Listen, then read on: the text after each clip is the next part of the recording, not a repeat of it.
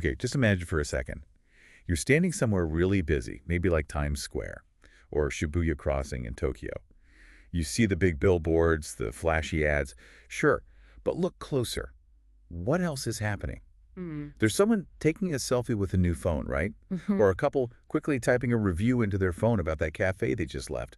Maybe someone sharing a song they just made. Yeah, absolutely. That's happening everywhere. Exactly. And that right there, that's user-generated content, UGC.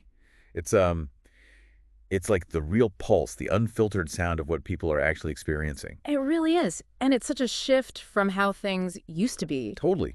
For years, decades even, Yeah. brands basically called all the shots. They crafted their image, controlled the narrative completely. Ridiculously. But then came the digital revolution.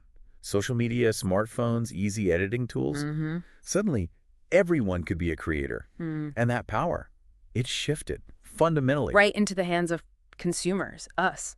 And now, honestly, what we say about a brand often matters more, carries more weight than anything the brand pays to put out there. It's a huge change. It's completely reshaped marketing, hasn't it? And we all kind of know what UGC is, the Instagram posts, the TikToks, the reviews we scroll through. Mm-hmm. But what we want to really dig into today is not just the what, but the why. Why has this become so central to building trust for massive global companies and for, say, that little shop down the street in Dhaka? Exactly. Our mission here is to unpack that and show you why tapping into UGC isn't really optional anymore. It's pretty much essential.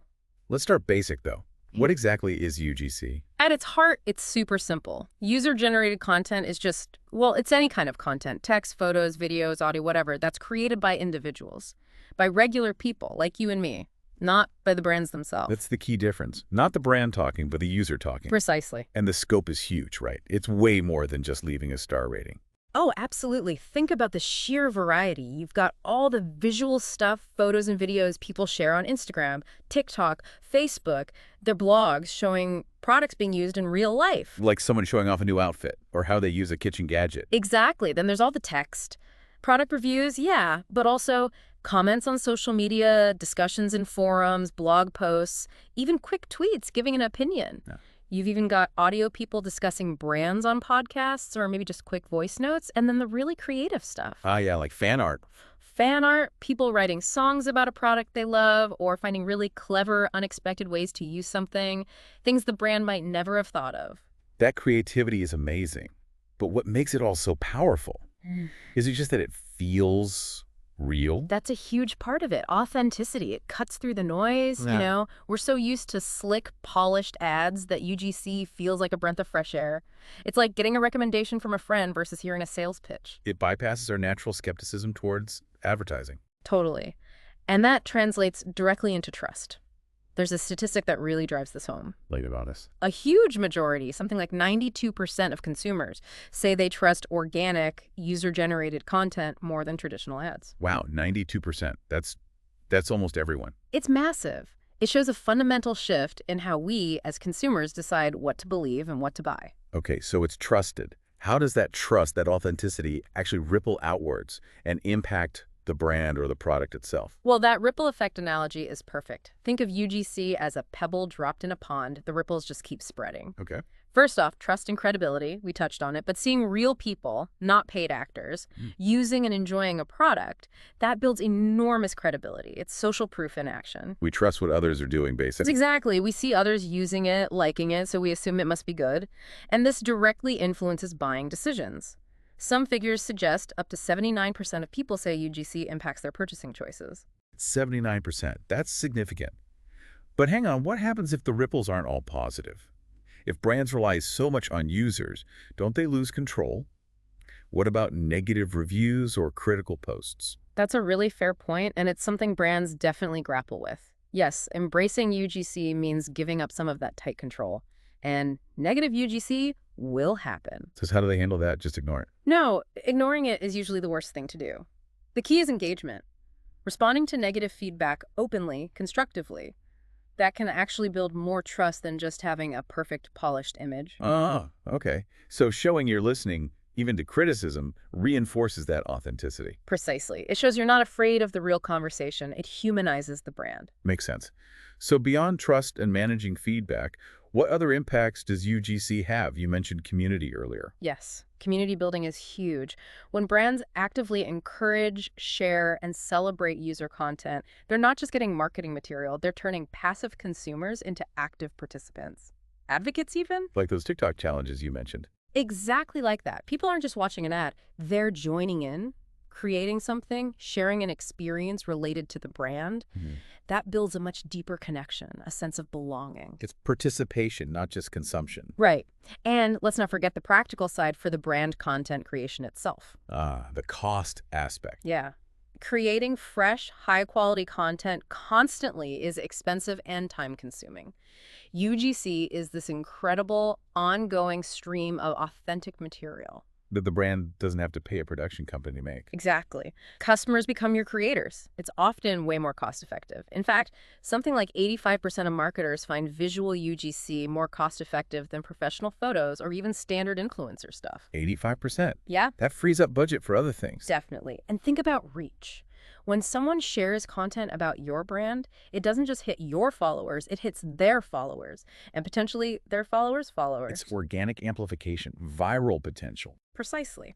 Plus, there's an SEO benefit too. Reviews, comments, blog posts, they're often full of the natural language and keywords people actually use when searching. Right, not just marketing jargon. So it can give your search engine rankings a nice boost, driving more organic traffic. It's like free SEO help from your users. Okay, so better trust, community, cost-effective content, wider reach, SEO boost. Yeah. Any other ripples? One more really valuable one, insights. Product development insights. Also, By watching how people actually use your product through their UGC, what they love, what they struggle with, the creative ways they use it, brands get this incredibly rich real-world feedback. it's like a massive ongoing focus group. Exactly. It can spark ideas for improvements, new features, maybe even reveal whole new markets you hadn't considered. It's a goldmine. Wow. Okay, so UGC clearly has a massive impact on day-to-day marketing and even product design. Let's zoom out a bit. How does all this contribute to that bigger picture idea of brand equity?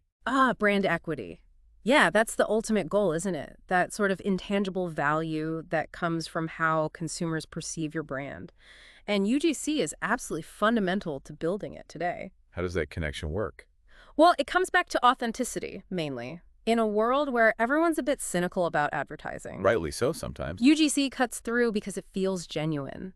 That authenticity builds a deeper, more emotional connection. People don't just buy the brand, they start to feel loyal to it, maybe even love it. That's powerful equity. It makes the brand feel more human, less corporate. Exactly. And that helps with differentiation, too. Standing out is tough. But showcasing real customer stories and experiences through UGC gives a brand a unique personality, a relatable narrative that generic campaigns just can't match. It's their customer stories making them unique. Yes. And as we keep saying, trust is the cornerstone. A brand that actively uses and celebrates UGC is sending a clear signal. We're listening, we value you, we're transparent. That builds a really solid foundation. It absolutely does, and all of this culminates in fostering true brand advocacy. When users feel seen and valued, they become more than customers. They become invested. They become ambassadors who talk about the brand positively to their friends and family.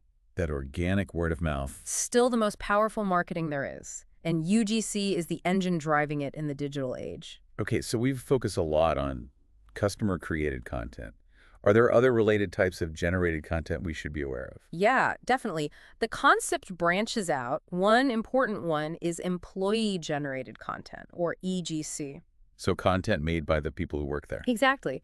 Think about employees sharing behind-the-scenes looks, talking about the company culture or their passion for the products. If it's genuine, it can be incredibly powerful for building trust with customers and attracting new talent. It humanizes the company from the inside out. Makes the company feel less like a faceless entity. Right. Then there's a variation on influencer marketing, sometimes called influencer-generated content, IGC. How's that different from just paying an influencer? The nuance is authenticity. Ideally, IGC comes from influencers who genuinely use and love the product. Their content feels more organic, less like a forced ad read, because they're actual fans first. It blurs the line a bit, but aims for that user-like authenticity. Okay, got it. More genuine endorsement. Then brands can get proactive with things like gamification and challenges. Like contests. Yeah, creating fun contests or challenges that encourage users to create specific types of UGC. Maybe a photo contest with a certain theme, or a video challenge using the product. It drives engagement, generates loads of relevant content, and boosts visibility. Makes participation fun. And looking ahead, there's interactive UGC experiences. Think about augmented reality filters on Instagram or Snapchat that let users place a virtual version of your product in their own home, or virtual try-ons for clothes or makeup. Whoa, okay, so users are creating content with the brand's tech. Exactly. It makes content creation immersive, personalized, and playful. It's taking UGC to a whole new level. Fascinating. Okay, let's shift gears now and bring this conversation home, specifically to Bangladesh. You mentioned Dhaka earlier. How does this global UGC trend play out there? Bangladesh is a really interesting case study. It's such a vibrant country, rapidly digitizing, huge youthful population, internet use is booming. It's incredibly fertile ground for UGC. Connectivity is key. Absolutely. And the digital space in Bangladesh isn't just for chatting anymore. It's a massive marketplace. It's where communities form. It's a platform for influence, online shopping, food delivery, digital entertainment. It's all surging. So people are online, buying things, sharing things. And crucially, they really trust recommendations from their peers. It's quite ingrained culturally. Before buying something, maybe a new Punjabi for Eid or a blender or even software, people often jump into Facebook groups to ask for opinions, watch unboxing videos on YouTube, or check Instagram to see how something looks or works in real life. That peer validation is super important. Hugely important. And several factors make Bangladesh particularly suited for UGC's rhythm. Like, Well, first, it's overwhelmingly a mobile-first nation.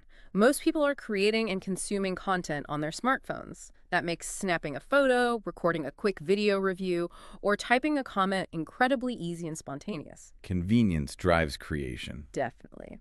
Then there's social media dominance. Facebook is still massive, but TikTok and Instagram are exploding, especially with younger people. And these platforms are built for visual sharing, perfect for UGC. Right, visual proof. And culturally, there's the concept of Mokar Kotha, word of mouth. It's always been incredibly influential in Bangladesh. UGC is basically the digital version of that trusted peer-to-peer validation. It just fits naturally. It taps into an existing cultural behavior. Precisely.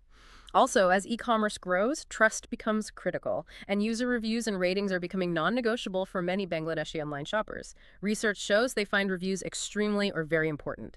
That lines up with global stats like that 78% figure for shoppers worldwide ranking reviews as the most impactful UGC. So reviews are becoming a deciding factor online there too. Absolutely. And if you look regionally, Bangladesh is on a similar path to neighbors like India and Pakistan, where UGC is already huge, with brands running successful hashtag campaigns, photo contests, all that stuff. Bangladesh is right there. The organic UGC is already happening and growing fast. Can you give us some concrete examples? How might this look in Bangladesh? Sure. Let's imagine a small local pitha shop in Dhaka. Traditional ads might be expensive, but what if they encouraged customers to share photos of their delicious pithas on Facebook or Instagram using a special hashtag? Maybe offer a small discount for the best photo each week. Okay. Suddenly, their social media feed is full of authentic, mouth-watering pictures taken by happy customers. That's likely far more convincing and cheaper than a professional photo shoot. Yeah, I can see that. Real food, real people enjoying it. Or think of a local fashion brand. Instead of only using professional models, they could feature real customers wearing their clothes. Ask people to share their style story, how they wore the outfit, where they went. That makes it more relatable, right? Seeing clothes on different body types in everyday settings. Exactly. It builds diversity, relatability, it makes the brand feel more accessible and real. It connects on a human level. And that's the core of it.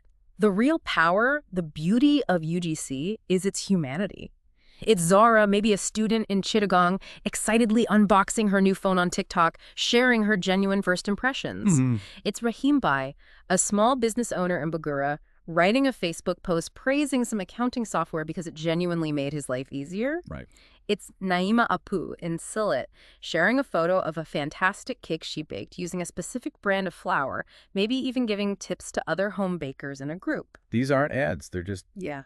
Life, Yeah. shared moment. Exactly. They're unpaid, authentic moments. They resonate because they're real. They come from peers you can relate to. And that is why understanding and harnessing this energy in Bangladesh and everywhere else isn't just nice to have for brands anymore. It's a fundamental necessity. So wrapping this up, what's the big takeaway for everyone listening? Whether you run a brand, work in marketing, or you're just navigating this digital world as a consumer. I think the main thing is recognizing this shift. User-generated content isn't just a fleeting trend, it's how trust is built now. It's how products get discovered, validated, and ultimately loved. Ignoring it means risking becoming irrelevant. So embracing it is key. Absolutely. And maybe the provocative thought to leave with is this. The future of effective marketing probably isn't about having the loudest megaphone or the slickest campaign. What is it about then? It's more about listening. It's about empowering your users, celebrating their voices, and recognizing that your customers are your most valuable storytellers, your greatest asset. The question for any brand is, how can you lean into that? How can you use UGC not just to grow sales, but to genuinely connect, human to human, one story at a time?